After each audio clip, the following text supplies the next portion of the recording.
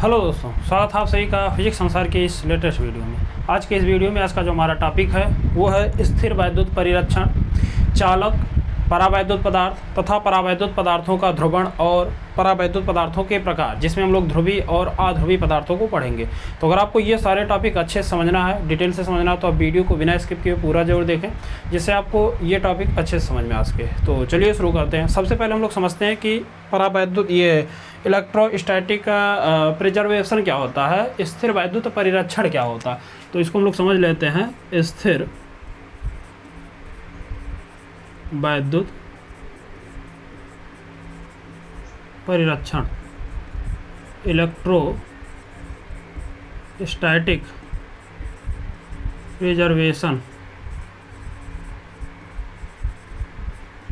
Exam में कई बार 1-2 number में एक टॉपिक छोटा सा है, पूछा जाता है कि स्थिर वैद्युत परिरक्षण होता क्या है। तो अगर हम लोग बात करें स्थिर वैद्युत परिरक्षण की, तो बाह्य वैद्युत क्षेत्र से, ध्यान से सुनिएगा, बाह्य वैद्युत क्षेत्र से किसी विशेष क्षेत्र को सुरक्षित करने की प्रक्रिया को हम लोग कहते हैं स्थिर वैद्युत परिरक्षण। जैसे फॉर एग्जांपल के लिए मान लीजिए कोई एक डिवाइस है और उसमें बहुत सारे आईसी वगैरह लगे होते हैं। तो बहुत सारे कुछ आईसी ऐसे होते हैं जो बहुत ही ज़्यादा क्या होते हैं, सेंसिटिव होते हैं। अगर उसको बाह्य वैद्युत क्षेत्र में रखा जाएगा तो वो क्या होता है, ख़राब हो जाता है। तो उसको बचाने के लिए हम लोग क्या करते हैं, उसके ऊपर एक चालक का एक खोखला चालक का परत चढ़ा देते हैं, जिससे होता क्या है कि वो जो अंदर की डिवाइस होती है वो पूरी तरह से बाह्य वैद्युत क्षेत्र से सुरक्षित रहती है। अब ये कार्य कैसे करता है इसको हम लोग समझते हैं। मान लीजिए कि हमारे पास एक कोई खोखला चालक है, ठीक। तो इसको अगर हम लोग क्या करें, बाह्य वैद्युत क्षेत्र में लाकर रखें, तो मान लीजिए कि वैद्युत क्षेत्र की जो दिशा वो इस तरफ है, ऐसे नीचे की ओर। तो मान लीजिए क्या है, वैद्युत क्षेत्र की दिशा है।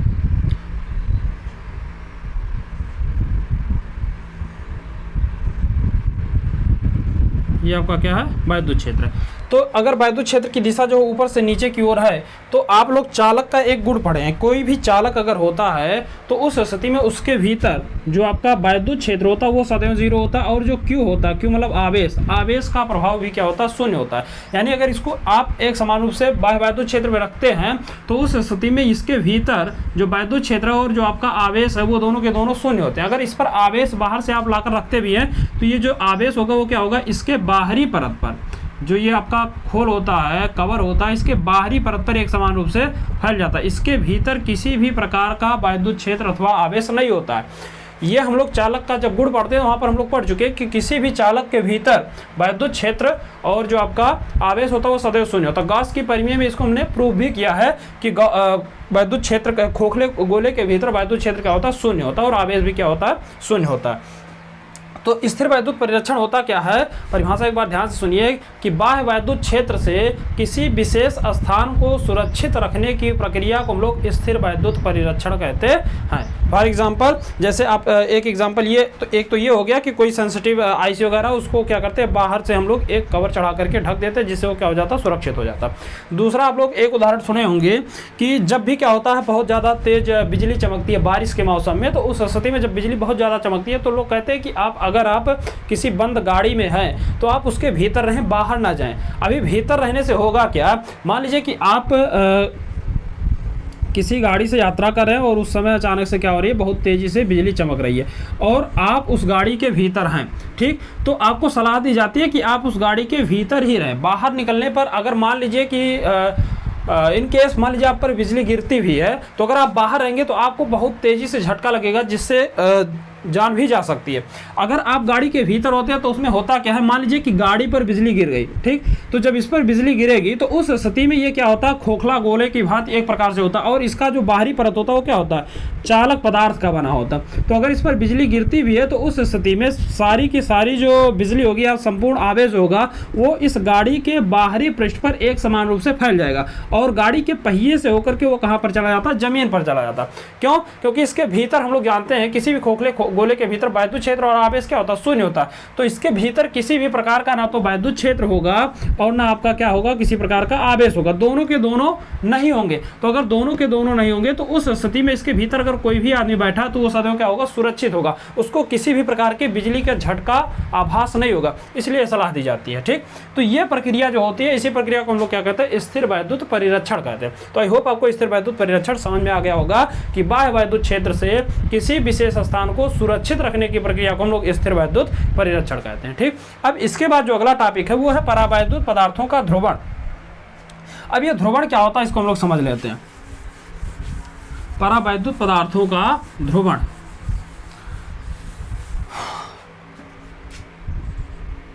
पोलराइजेशन ऑफ डाइइलेक्ट्रिक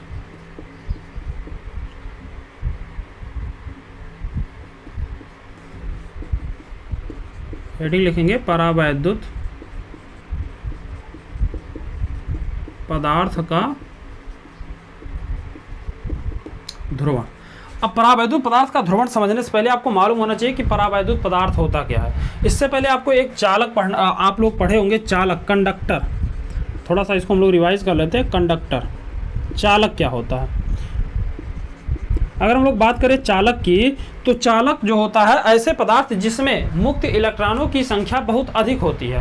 कहने का मतलब जिसमें विद्युत धारा प्रवाहित होती है। एक परिभाषा तो आप ऐसे बता सकते हैं कि वह ऐसे पदार्थ जिसमें विद्युत धारा एक स्थान से दूसरे स्थान तक आसानी से प्रवाहित हो जाती है, उसको हम लोग चालक कहते हैं। एक परिभाषा आप ऐसे बता सकते हैं कि ऐसे पदार्थ जिसमें मुक्त इलेक्ट्रॉनों की संख्या बहुत अधिक होती है, उसे हम लोग क्या कहते हैं, चालक कहते हैं। क्योंकि यही मुक्त इलेक्ट्रॉन जो होते हैं वही क्या करते हैं, आवेश को एक स्थान से दूसरे स्थान तक ले जाने का कार्य करते हैं। तो अगर किसी पदार्थ में मुक्त इलेक्ट्रॉनों की संख्या अधिक होगी तो उस स्थिति में उसके अंदर जो है विद्युत धारा आसानी से प्रवाहित होगी।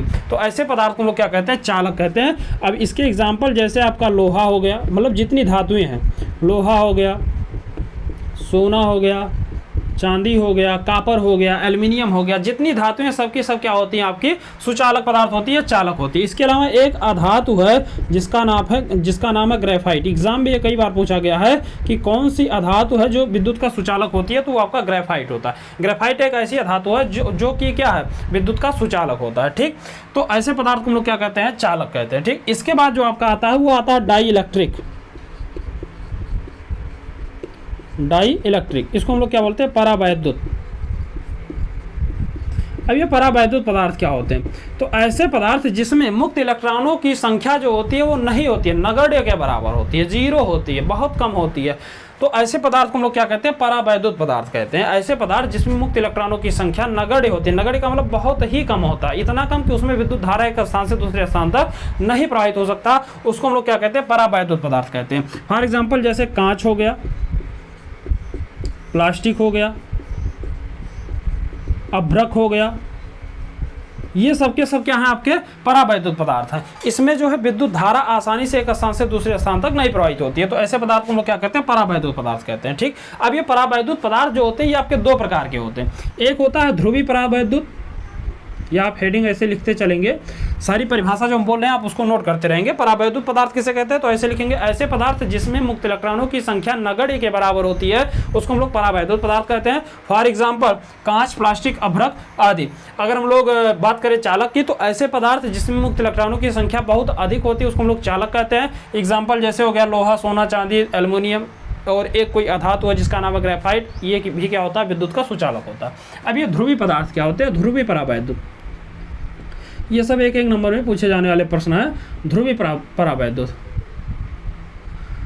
Polar dielectric. अब ये ध्रुवीय परावैद्युत क्या होता है, पोलर डाइलेक्ट्रिक क्या होता है, तो ऐसे पदार्थ जिसको आप किसी ना किसी प्रकार से ध्रुवित कर सकते हैं उसको हम लोग क्या कहते हैं, ध्रुवीय परावैद्युत कहते हैं। और जो आपके ध्रुवीय परावैद्युत होते हैं, इनके जो पदार्थ के जो अणु होते हैं, उनके जो द्रव्यमान केंद्र होते हैं वो एक बिंदु पर नहीं होते हैं। मतलब उनको अगर उसको आप आयनित करते हो तो उस स्थिति में उनके द्रव्यमान केंद्र अलग अलग होने के कारण उसको आप आसानी से अलग अलग पोल उस पर उत्पन्न कर सकते हो। तो ऐसे पदार्थ को हम लोग क्या कहते हैं, ध्रुवीय पदार्थ। जैसे एग्जाम्पल के तौर पर HCl है। HCl को अगर आप ध्रुवित करो तो HCl जो होगा ये टूट जाता है H प्लस और Cl माइनस में। एक पर क्या आ जाता है, प्लस आ जाता है, और एक पर क्या आ जाता है, माइनस आ जाता है। अब आप एक ध्रुव पढ़े होंगे प्रथम चैप्टर में, ध्रुव क्या होता है, तो ये क्या बोलते हैं उसको, द्विध्रुव बोलते हैं।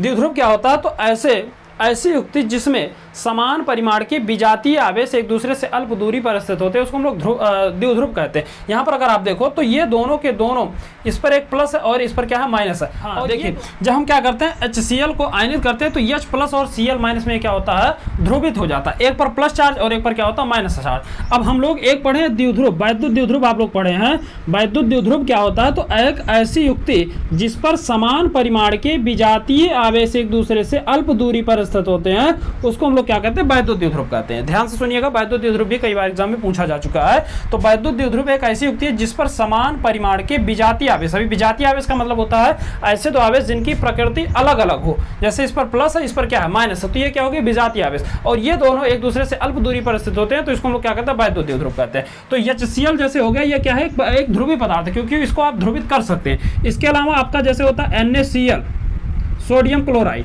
तो इसको भी आप आयनित कर सकते हैं Na+Cl- में। इसके अलावा एक होता है HBr।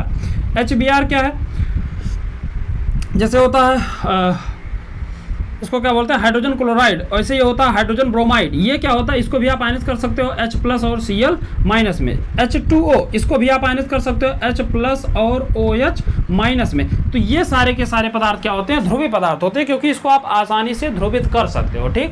और कुछ पदार्थ ऐसे होते हैं जिसको आप ध्रुवित नहीं कर सकते, उसको हम लोग क्या कहते हैं, अध्रुवीय पदार्थ। क्या कहते हैं, अध्रुवीय पदार्थ या अध्रुवीय परावैद्युत। ये अध्रुवीय परावैद्युत क्या होता है, तो ऐसे परावैद्युत जिसको आप ध्रुवित नहीं कर सकते या जिसके द्रव्यमान केंद्र एक ही केंद्र पर होते, एक ही बिंदु पर होते, संपाती होते हैं, तो उसको हम लोग क्या कहते हैं, अध्रुवीय परावैद्युत कहते हैं। ऐसे पदार्थ जिसके द्रव्यमान केंद्र एक ही बिंदु पर संपाती होते हैं उसको हम लोग क्या कहते हैं, अध्रुवीय परावैद्युत कहते हैं, और इसको आप ध्रुवित नहीं कर सकते। फॉर एग्जाम्पल जैसे H2, O2, N2, ये सब के सब, C2, ये सब के सब क्या हैं, ये सब के सब आपके होते हैं अध्रुवीय परावैद्युत। इसको आप आयनित नहीं कर सकते किसी भी प्रकार से, तो ऐसे पदार्थ को हम लोग क्या कहते हैं, अध्रुवीय परावैद्युत पदार्थ कहते हैं। तो आई होप आपको ये ध्रुवीय अध्रुवीय सब के सब आसानी से समझ में आ गया होगा। अब इसके बाद जो आपका अगला टॉपिक है वो है इससे उसको हम लोग क्या कहते हैं, परावैद्युत पदार्थ का ध्रुवण, पोलराइजेशन ऑफ डाइलेक्ट्रिक। अब ध्रुवित करते कैसे हैं, ध्रुवण का मतलब हो गया कि आप किसी भी परावैद्युत को ध्रुवित कैसे करोगे, तो इसको हम लोग समझ लेते हैं कि परावैद्युत पदार्थों का ध्रुवण क्या होता है, ठीक। तो इसका अगर आप स्क्रीनशॉट लेना चाहें तो ले सकते हैं और एक नोट भी अच्छे से तैयार कर सकते हैं। अब हम लोग समझते हैं कि परावैद्युत पदार्थों का ध्रुवण कैसे होता है, ठीक।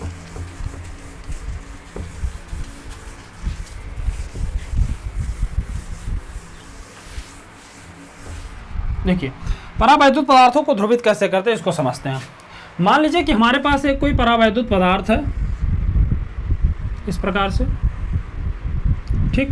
अब आप जानते हो कि कोई भी पदार्थ होता है तो उसमें परमाणुओं से मिलकर बना होता है, और परमाणु में होते क्या है कि जो इलेक्ट्रॉन होते हैं वो नाभिक से एक दूसरे से जुड़े होते हैं, उसके चारों ओर क्या करते हैं, चक्कर लगाते हैं। लेकिन उसमें इलेक्ट्रॉन होते हैं, प्रोटॉन भी होते हैं, यानी उसमें आवेश होते हैं।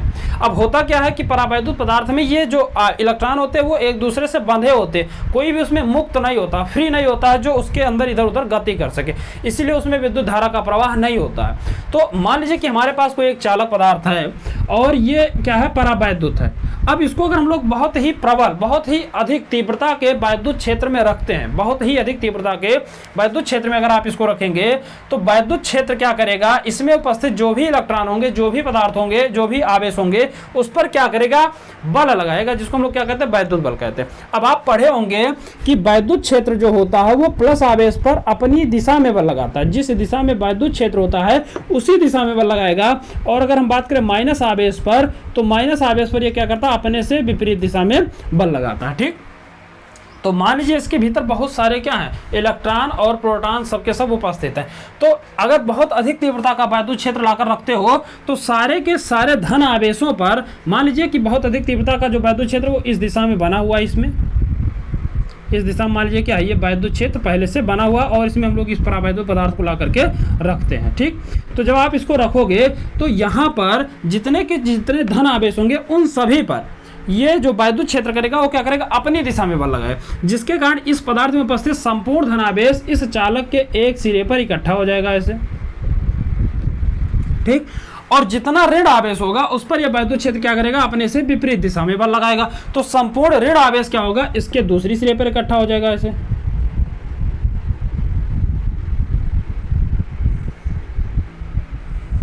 एक सिरे पर धन आवेश और दूसरे सिरे पर क्या होगा, ऋण आवेश उपस्थित हो जाएगा। तो इस प्रकार से जब आप देखेंगे तो ये एक क्या हो गया, वैद्युत द्विध्रुव बन गया, क्योंकि एक तरफ माइनस चार्ज आ गया और एक तरफ क्या हो गया, प्लस चार्ज हो गया।